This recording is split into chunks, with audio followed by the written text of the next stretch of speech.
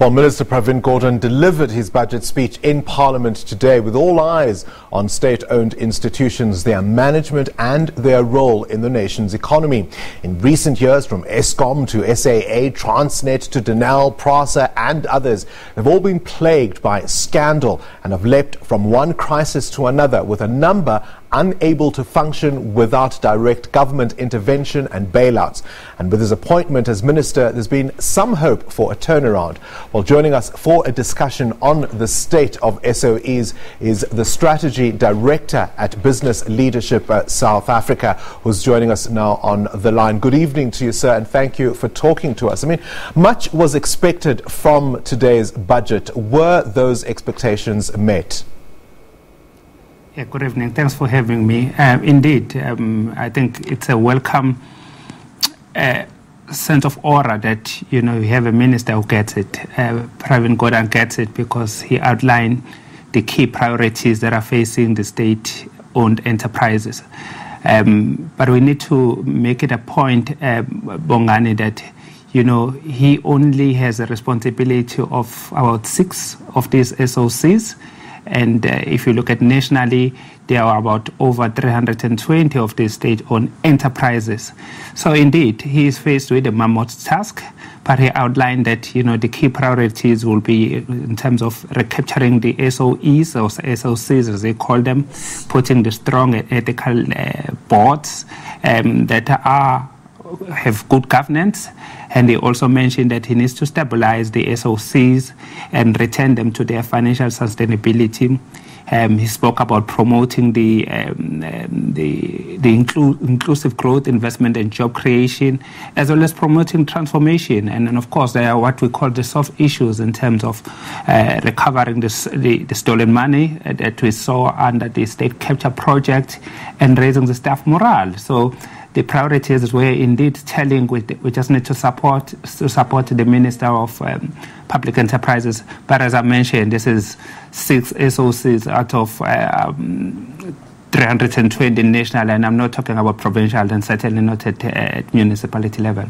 Of course, one accepts that, but we are talking about the big 6, so to speak. And there's been a suggestion that perhaps even the business model needs some consideration, that without rigorous reform, the writing is going to be on the wall for a number of them. If you think, for example, of the troubles we've seen with the national carrier and Eskom. Absolutely. He made a point on that one. I mean, the 6 that, of course, we are talking about, there's a diamond one, there's a forestry, there's SA Express, there's certainly Denel there that everyone talks about, Eskom, one of the biggest, TRANSET.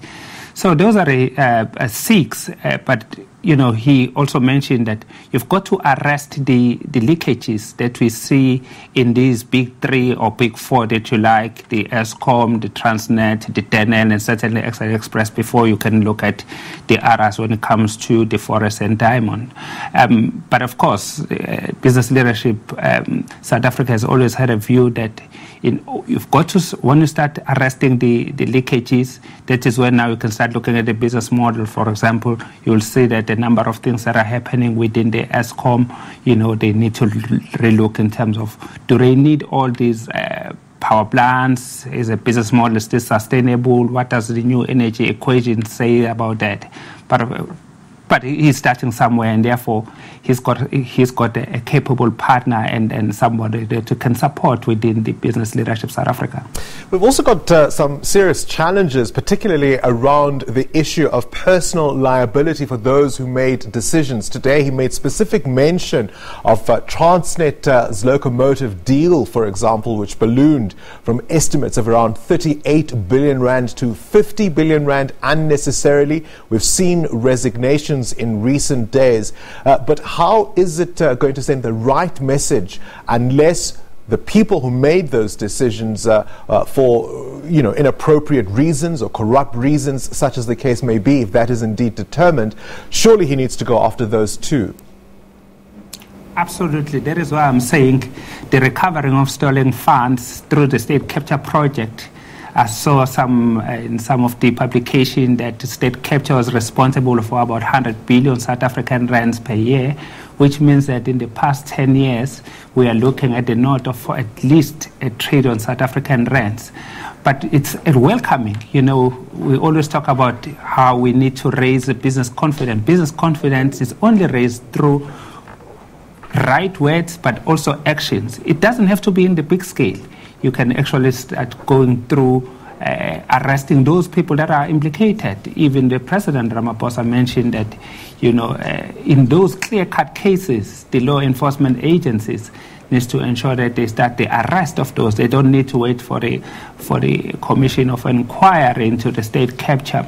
But it's welcoming. I mean, you know, you sit there in the parliament, you realize the scale, the magnitude, the damage of the state capture. He talks about, I think Eskom has over 250 cases, but it's welcoming. I mean, you only saw about, I think he mentioned 6 people that have already resigned, 3 are facing investigation.